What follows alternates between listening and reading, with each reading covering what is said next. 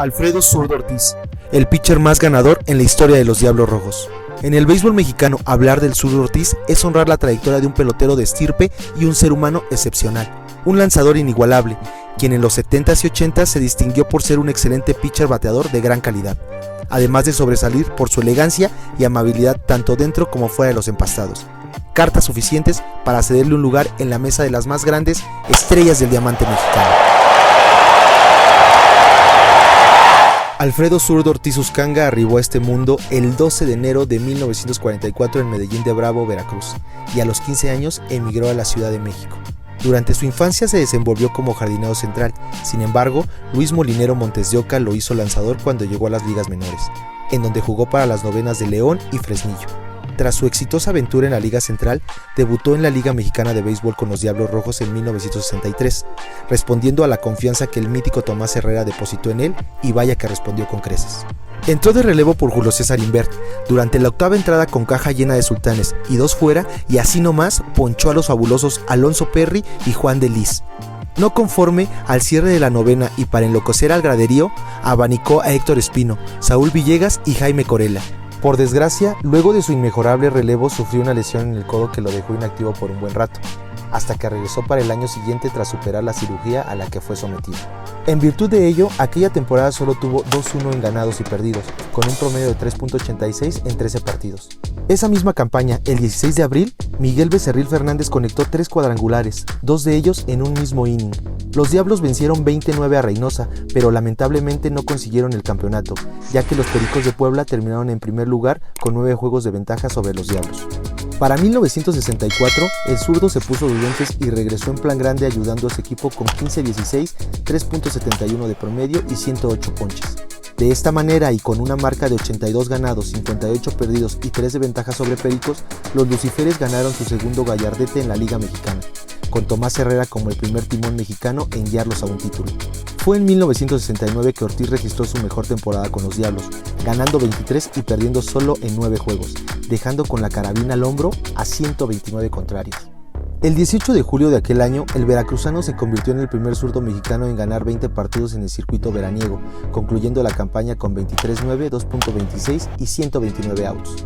El registro lo hizo ante Puebla, al que venció 3-2. Con sus 23 triunfos, empató la marca para un pitcher izquierdo, la cual pertenecía al cubano Agapito Mayor. Para 1970, Tommy Herrera dejó el banco escarlata y Ortiz, con las credenciales suficientes de una enorme temporada, pidió un aumento salarial. Ganaba 6,000 pesos mensuales, mas el club únicamente le ofreció aumentar 500 pesos. Molesto, en ese invierno firmó con los Cardenales de Sabinas en la Liga Norte de Coahuila, quienes le contrataron por 50,000 pesos mensuales, lanzando 2 juegos por semana. Ahí estuvo 4 meses y fue campeón, pero volvió a los Diablos del México ese mismo año para registrar 10-3 en ganados y perdidos. Además de velar por los intereses pingos en el circuito de verano, también lo hizo para Tabasco, Nuevo Laredo, Águila de Veracruz, Córdoba, Yucatán y Puebla. En la Liga Mexicana lanzó 3,841 innings, ponchó a 1,824 bateadores, dio 51 cierres y su promedio de carreras limpias fue de 3.13, con .548 en ganados y perdidos. Con el bat también logró buenos dividendos, logrando 1,425 veces al bat, disparó 350 hits con 204 carreras producidas para un porcentaje de .246. Por otro lado, en la Liga Mexicana del Pacífico, como lanzador, ganó 105 juegos y perdió 98. Ponchó a 936 bateadores, dio 13 cierres y su porcentaje de carreras limpias fue de 2.99 para un holístico de .517, jugando con Mayos de Navojoa, Cañeros de los Mochis, Venados de Mazatlán, Águilas de Mexicali y Naranjeros de Hermosillo, con quienes también vivió grandes momentos. Se presentó en la temporada 66-67 ganando 12 juegos, con 92 ponches y 2.70 de efectividad. Una barbaridad a decir verdad. Durante la 67-68 tuvo 8 ganados por 11 perdidos, pero un efectivísimo 1.83, el mejor porcentaje en sus 6 temporadas vistiendo la franela de Hermosillo. Para la 68-69, cuando se implementó la regla del bateador designado, el timón Memo Garibay lo tenía más que apuntado en el line-up y en esa histórica temporada, el Zurdo Ortiz fue el lanzador más productivo de Hermosillo con 10-4 y 2.86. Enalteciendo más su leyenda, para la campaña siguiente Alfredo volvió a ser el número 1 en el staff de picheo con 9.4 y 3.66 de promedio, obteniendo su lugar como lanzador zurdo en la novena ideal naranjera de todos los tiempos que se dio a conocer en 1990 en los libros de oro de los hermosillenses. No obstante, el pináculo de su carrera con los naranjeros llegó para la 70-71, alcanzando con 13 su cifra más alta en triunfos durante los 6 años que se vistió con la naranja mecánica. En aquel periodo computó 13.5 y 2.69 impulsando para que su equipo ganara el campeonato a los Cañeros y de ahí a la primera incursión mexicana en las Series del Caribe. Es imposible contarte el sinnúmero de hazañas que Ortiz vivió en los diamantes de la Liga Mexicana de Béisbol y la Liga del Pacífico, pues nos llevaría toda una vida hacerlo.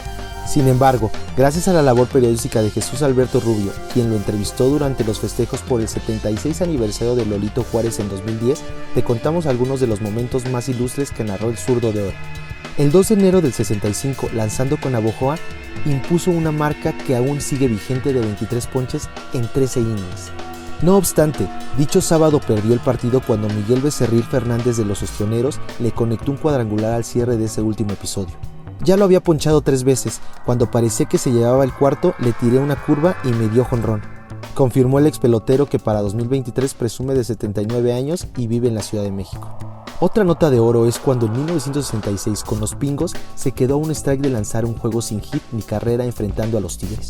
Fue en el segundo partido de una doble cartelera dominical, el juego favorecía a los Diablos 7-0 llegando al séptimo y último episodio. Salió avante de Armando Murillo y Luis Peralta, luego dio base a Manuel Ponce pero enseguida abanicó a Ramiro Rubio, estaba a un out del no hit no carrera. Al bat fue Sergio González, un novato bateador derecho que parecía de trámite, y aunque Uzcanga rápidamente lo puso en 2 strikes, cuando parecía caer el tercero, el umpire cantó una bola afuera a la que le siguió un tiro al plato. Posteriormente una rola de hit entre primera y segunda, y adiós a la joya del picheo, aunque de cualquier manera lo sacaron en hombros cuando cayó el tercer out. Si hablamos de estadísticas, lo de Ortiz es de otro planeta. En 1966 registró 17-12 y 3.0 con 134 abanicados. Para el año siguiente, 16 ganados, 9 perdidos, 2.50 de promedio y 128 ponchados. Ya en 1968, aunque marcó con 11-12, 3.74 y 87 outs, contribuyó para que los Diablos fueran campeones al vencer 1-0 a Reynosa en el último juego de rol con picheo de Ramón Arano y cuadrangular del Paquín Estrada. En 1971 llegó a 100 victorias con los Escarlatas, el segundo en la historia en hacerlo solo por detrás del estadounidense Tollick Smith. Al año entrante registró un 15-13, 3.72 y 132 cortes de cuello.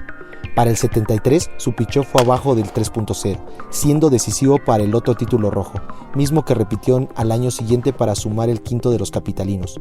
Ortiz colaboró con un 17-9, promedio de 2.64 y 104 ponches.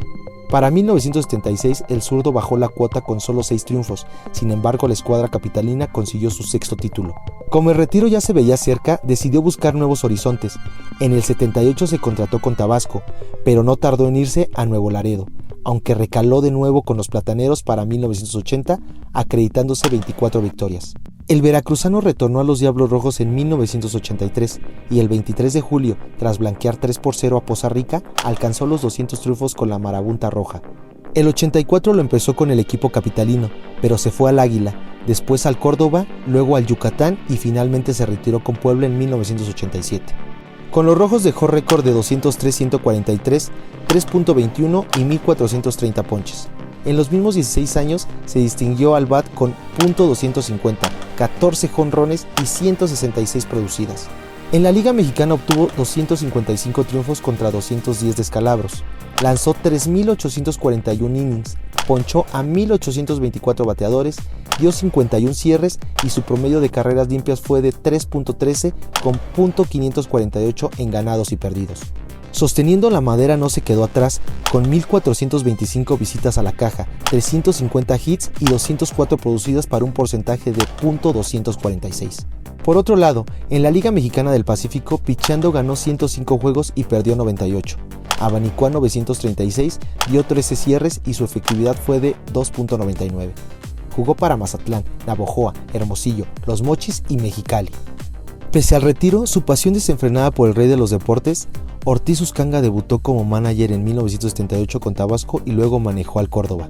Después estuvo al frente del Águila de Veracruz en 1986, dirigió a Tigres del 87 al 89, a Aguascalientes del 89 al 91, a Campeche en 1993, Oaxaca en 1996 y Minatitlán en 1997.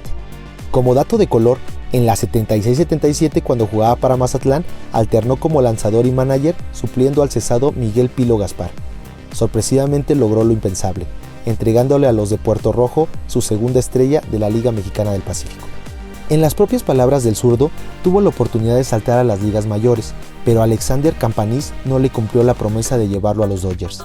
Aunado a esto, Ortiz estuvo casi mes y medio con los Orioles de Baltimore, pero desertó al ver que las oportunidades de quedarse eran escasas. En toda su trayectoria ganó 255 encuentros, solo superado por Ramón Arano y Ángel Moreno.